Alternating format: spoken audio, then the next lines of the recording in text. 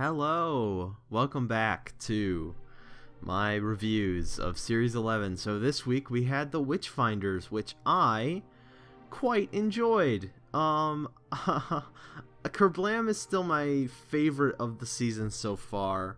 But this was up there. I really enjoyed this episode. It was like a really solid Doctor Who adventure. It was a little slow at the beginning and then fast at the end. I think the pacing could have been evened out more. And I have one other issue that comes to mind, but other than that, which I'll get into. But other than that, it's like all positives for me. So I don't really know where to start. Last week I tried to go back to the format of like rewatching the episode and taking notes and all that, and I think it kind of turned into kind of a meh video. So I'm just press and record on Audacity because I think it actually leads to a more kind of fun video with this relaxed feel to it. I don't know. Maybe I'm looking into it too much. So while I was watching the episode, I found myself just getting absorbed into it, which even with episodes that I've really enjoyed hasn't happened so far, and that could just be the mood I'm in. But so far this season, it's been like good stories that I've enjoyed, but I've been kind of like analyzing them. Like with Kerblam, just as an example, the whole time I was like trying to figure out, I was thinking like, okay, well, it's definitely not the system because that's too obvious. So I was trying to like work out who the villain was in my head, and I was like invested in that way. Whereas in this episode, I was just kind of like sitting back and relaxed and just enjoying the story and the characters. So it's kind of hard to put my thoughts in order for a video because I wasn't paying, like, not that I wasn't paying attention, but I wasn't like nitpicking little details or anything like that. I was just kind of relaxed and enjoying it. That said, I'll do my best. So I really liked the look of it. Like it's kind of hard because this season has been fairly scaled back. A lot of the spacey environments have even them have been kind of meh, not in a bad way, but just kind of like, I don't know how to put it, but it's not like been the scale where like the Russell T Davies era felt very like big and bombastic, and then the Stephen Moffat era kind of built on that. This has felt very kind of like stripped down, and that's not a bad thing. That's totally like it's just different from what we've had in the new series so far. And this episode's no different. It mainly takes place in like, you know, muddy woods. Like that's the main location of it, a muddy little town.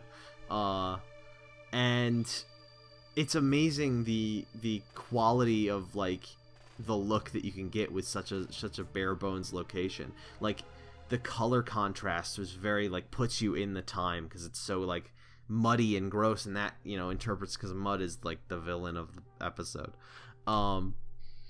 So it looked great, and then from a writing perspective, there's a lot of really funny dialogue, lots of really like the Doctor shows up at this party and sees they're bobbing for apples. She goes, "Oh, I love bobbing for apples," and goes and bobs an apple, and like that's just great. That's really funny.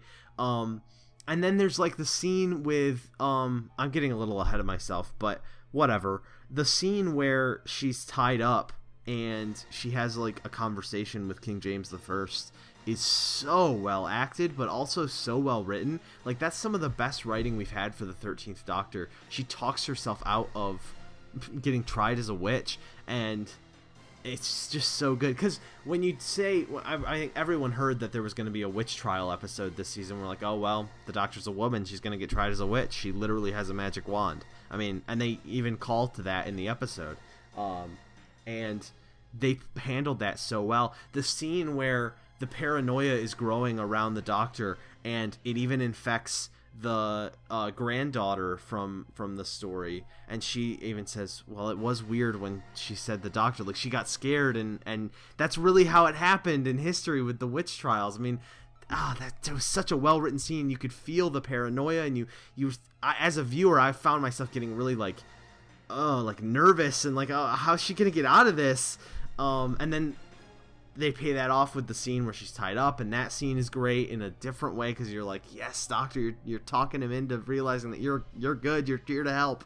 And then that works out because he has, pulls her up early. Of course, she's not there. She's escaped because they call back to, Time Lords can respirate slower. They can hold their breath longer. And she knew Houdini, which we knew because we mentioned knowing Houdini and Planet of the Spiders, and those continuity references just make me so happy. But anyway, so yeah, and I want to talk about the granddaughter character.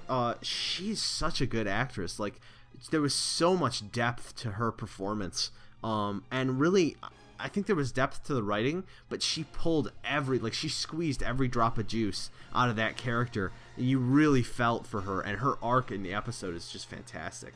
And then also, speaking of King James, Alan Cummings. Is it Cumming or Cummings? I never know, and I'm gonna look it up live on the mic. I'm gonna look it up because it matters. His performance, it's Alan Cumming. His performance was outstanding. It was fun and funny when it needed to be, but also like serious. The scene where he's talking to Ryan about how, his parents died and then his guardians died and he's had so much threat on his life, and you kind of feel something for this character who is kind of a jerk. Like, he was not kind of a jerk. He's like actively like looking to prick people with his pricker, and he's horrible. He's a horrible, witch trial person, yet you kind of feel something for him. So in the end, when they have to save him, you don't feel totally like, I wish they could let him die for the sake, you know what I mean? Like, he's a bad person, and he's mean to the doctor, he's condescending to the doctor, and sexist to the doctor, and that's horrible. But there's a layer to his character. He's not just like I liked Rosa quite a bit, but the racism in that episode was portrayed as being, the people, racism is all bad, but the people who were racists were just racists. Like, there was no anything else to their character at all, which is a fine way to do that because racism is terrible. And sexism is terrible. And I think that you could have done this episode where all the sexism is complete, and there's even some racism in this episode, and all of it is completely like the people who do it are bad.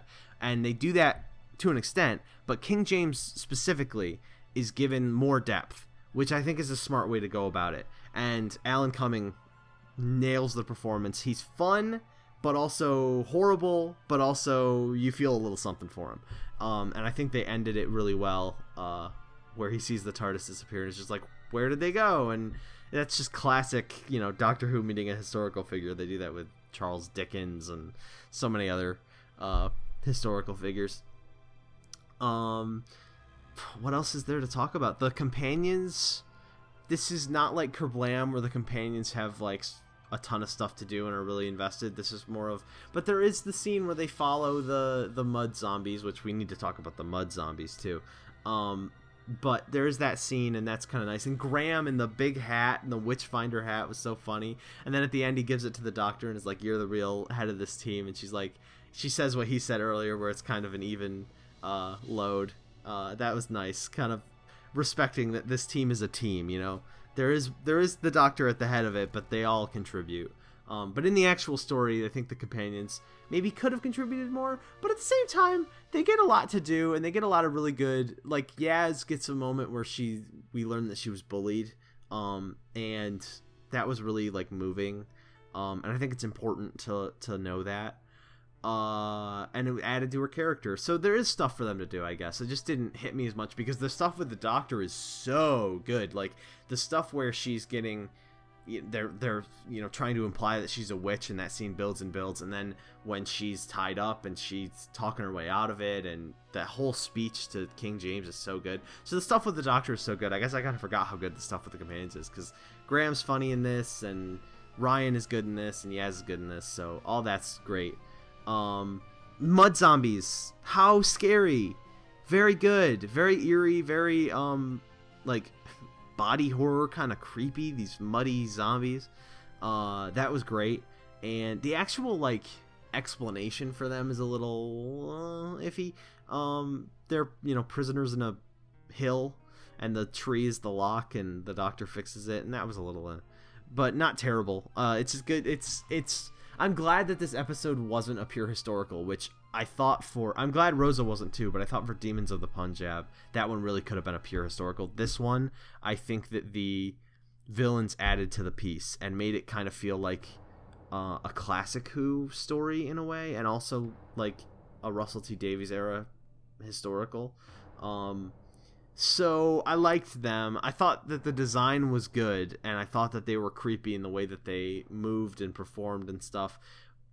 The head queen one that took over the main witch hunter lady, the landowner, the performance was strong and the vocal effect was cool.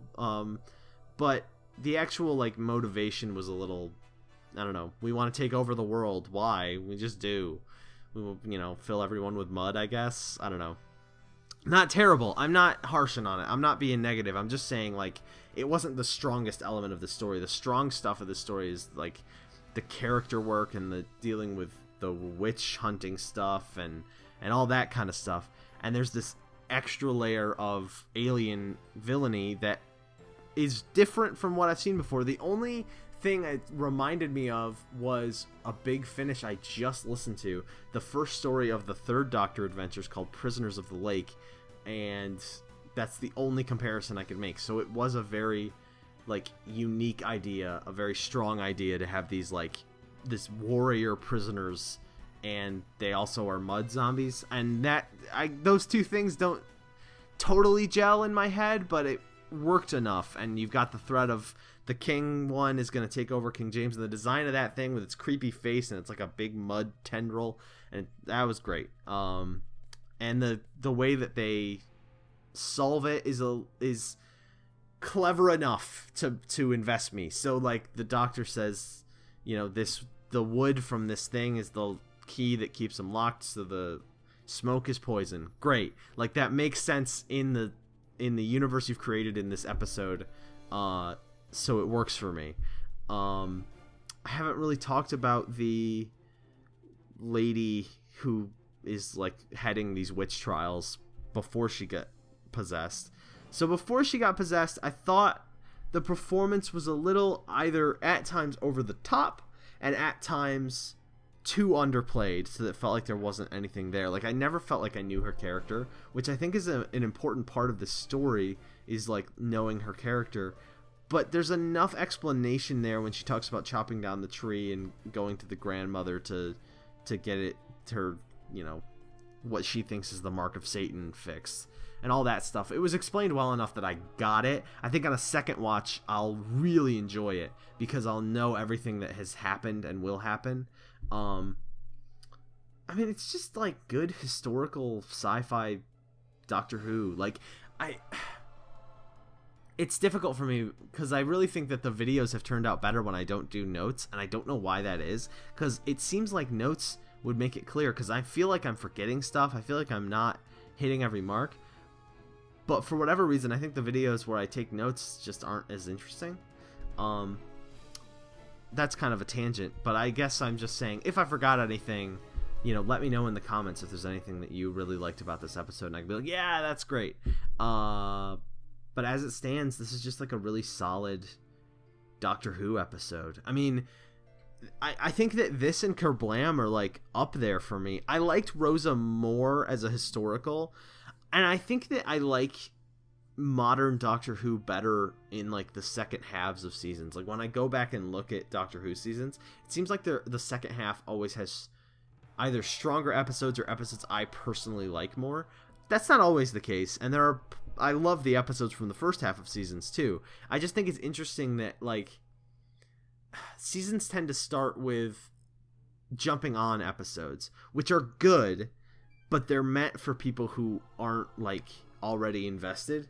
And so when you get into the second half of seasons, it seems like they are often more experimental. And I mean, an episode like this couldn't have happened in the first part of the season, because in the first part of the season we're just trying to get to know the characters, but in the second part of the season we can really do interesting things with the characters. So we can see this new doctor tried as a witch and see how she reacts to that. And it's interesting because we've never seen her in that kind of situation before, but we've seen her in other do you know what I mean? Like, we get to see a more in-depth view of these characters because we've already gotten to know them in the early part of the season. And so it's great for that. And I think that that's why this and Kerblam and even Demons of the Punjab are more interesting. And I'm not just saying that because they weren't written by Chris Chibnall, but that's kind of a factor. And when you look at next week's episode, boy, it looks experimental. It looks really interesting. It's like a cabin in Norway, and there's some fantastical stuff going on. It looks like almost a Black Mirror episode. I don't know. That's just the vibe I'm getting. Or an Inside Number 9. It looks like an episode of an anthology series. Like, it looks like it has nothing to do with Doctor Who, which is a good thing because I want Doctor Who to do different things sometimes. And it looks like it's going to do that next week, and I'm very excited. I think another reason why I'm so positive on this episode is because I wasn't excited for it. Not that it didn't look good. I'm sure I was like, I was just kind of fine with it. I'm like, yeah, which episode? Alan Cumming is King James, whatever. It's going to be fine. And then it turned out to be really good. Like, I really enjoyed myself. I was watching it, and I was just like, I had a big smile on my face. Even at the darker moments, I was still kind of like, wow, this is really good. Like, it was just like really well written and really well directed and really well acted. And it's like boring of me to say, but it's just high quality. This season has been really good. Like, it's been really good Doctor Who. It's not been the Doctor Who that I personally would love to see, but it's really good television, if that makes sense.